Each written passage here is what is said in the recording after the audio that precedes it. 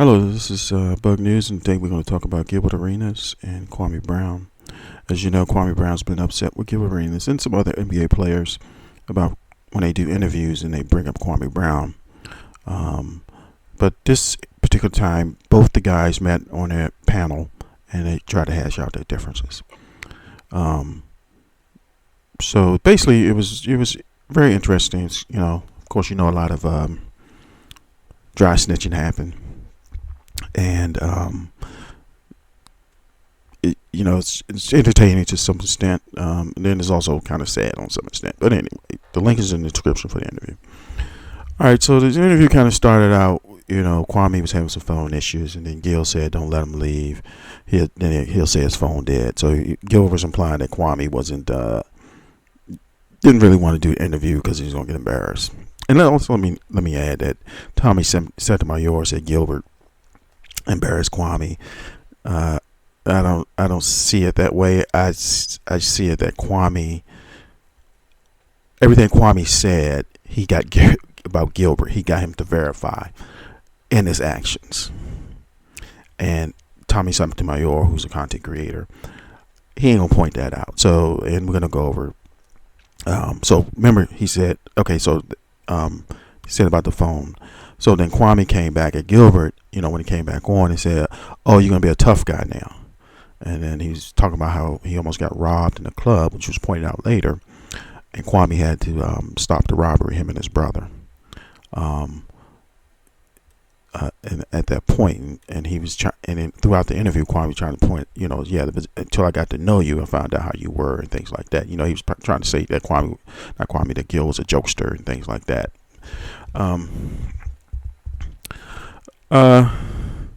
Then during the discussion, some of the women asked Gilbert to apologize for his actions he said against women. He doubled down, and he said he's not giving an apology. After that, that was just one situation in this, but then they went into, I guess, early on in their career, and then Kwame pointed out how Gilbert, when he first came to the league, as you know, Gilbert was drafted low in the league, and he didn't have as much money as he did after he did his 3 years, and he came to the Wizards from the Clippers. When he came to the Wizards, he got a lot of money.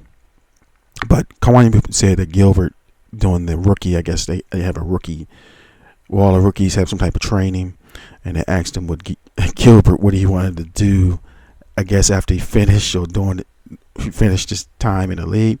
And Gilbert said he wanted to be a pimp, but Gilbert probably was joking, and Kwame didn't find it funny. But Kwame said he wanted to build apartment buildings for single moms and stuff like that.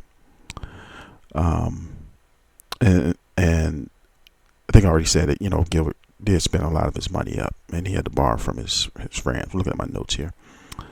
But as you know, Gil was also involved in the guns in the locker room. And Kwame told some details that we may or may not know. Like, a lot of Gilbert friends got arrested, went to jail. But remember, Gilbert really didn't go to jail. He did some time, but it was like at the halfway house. He might have did 30 days in jail, if that. Then he spent the rest of his time at the halfway house. And I think after that, he might have played some more. And then after that, he was out of the league. Whereas, I think Cretans went to jail for a minute. Same situation, probably. But he got kicked out the league. I think that's what happened. He got traded and kicked out the league. But Kwame said that Ernie in the Wizards management covered up that the other friends went to jail, so they covered up some stuff for Gilbert. So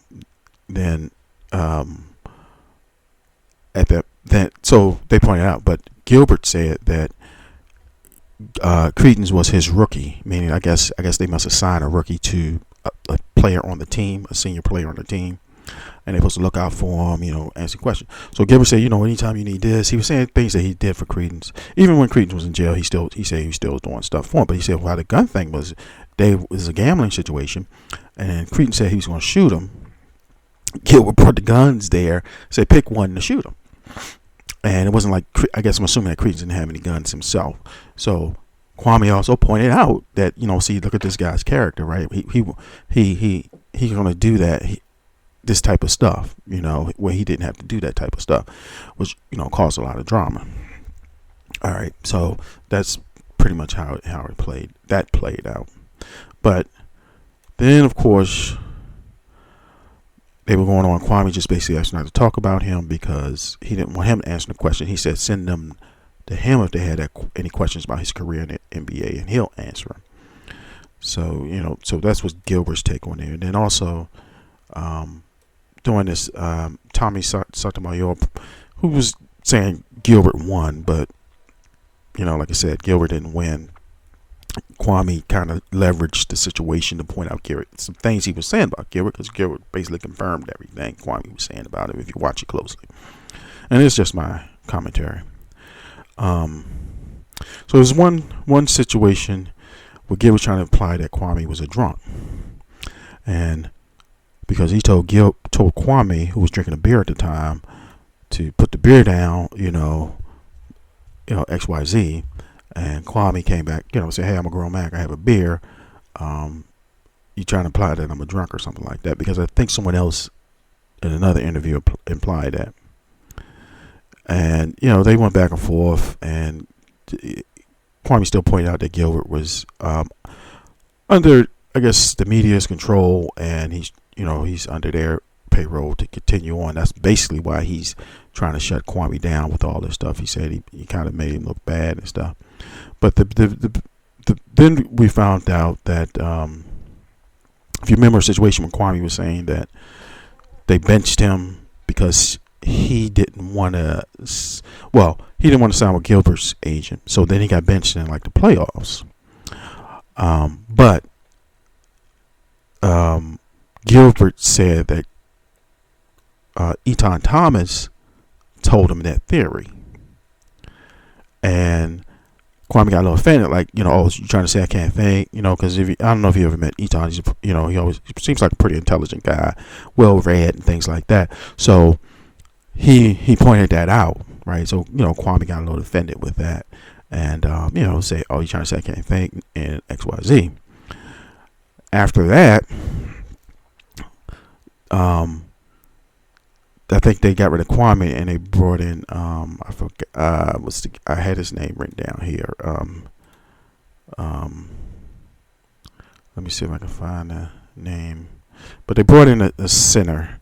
I forgot his name. And then they, this is when the bus came up, and I want to say Elgin Brand, but I don't think it's Elgin Brand. I know he played for either Duke or North Carolina. So they brought his name up and say how he got in a fight with Charles Oakley at the club, and Charles Oakley ran our club, but Charles Oakley slapped up a lot of dudes, so that ain't nothing new, as we know. But the interesting thing was he like I said, he brought up different things to verify his point, and Gilbert verified him basically. So they got to talking about Chris Whitney, and Chris Whitney, he had some woman he wasn't supposed to have. Basically, it was a side chick, and he pointed out that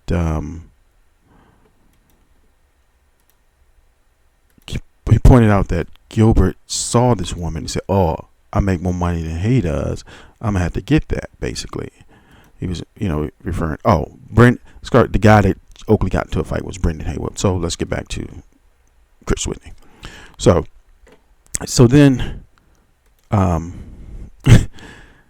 he saw the woman that was with Chris Whitney. So Gilbert said, "Oh, I make more than her. I'm gonna get that, right?"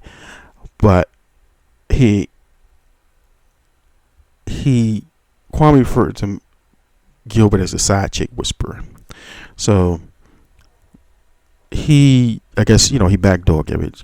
He backdoored Chris Whitney. So I guess he basically told, or whatever he did, he got to know the woman, but he ain't really sleep with her yet. It was only after that Chris Whitney, who had a fiance at the time, who's probably later his wife, found out about the situation, confronted the girl, and then she started to mess with Gilbert. But I think Gilbert was already messing with her because Gilbert said that, yo, no, y'all was on the road. I was injured. I was out partying. And so he confirmed. And Gilbert texted the girl at that time, too. The lady at that time, too, about the situation to get some answers from her. What she said, she wasn't saying Chris Whitney like that. Right. So that was a whole big thing. But basically, to put the story together, Chris Whitney, if you ever play a sport, he brought, I guess, these are rich guys, young rich guys. So if they have a bad lady, maybe they bring her around and say, yeah, look at this, look what I got, they show pony. And some of the other guys, oh, okay, well, let me put my hat in the ring. And then Gil put his hat in the ring. I don't know how he did it, but he did. And then got to know the girl, the side chick, Chris Whitney, side chick. And, I guess they had some type of intimate relationship. So that was cool. Let's say part was cool. But here's when he was saying the dirty Mackin came in. Gilbert and Juan come back to the locker room, and I guess they gave some signal to Chris Whitney about the situation. And Chris Whitney confided into Kwame about what happened, about what they was talking about. And Kwame said he wanted Chris Whitney, who was a guard himself, wanted to kind of put his hands on Gilbert, but he didn't. And he kind of let it go, what have you. So here's another situation. Kwame accused Gilbert of something. Perfect situation. Kwame accused Gilbert of something. Gilbert verified it out of his own mouth. So I don't see how Tommy Sotomayor was saying Gilbert won. No, Kwame brought up incidents. Gilbert verified most of the incidents. Okay, so what he was saying about Gilbert's character. And then Gilbert verified that he was a jokester and a prankster. And he said stuff that he probably shouldn't have said. So I recommend you. It's a long one. It's like 90 minutes, but it starts off with a bang and it ends with a bang. It never stops. So this is Bug News. Please like, share, and subscribe. Thank you very much.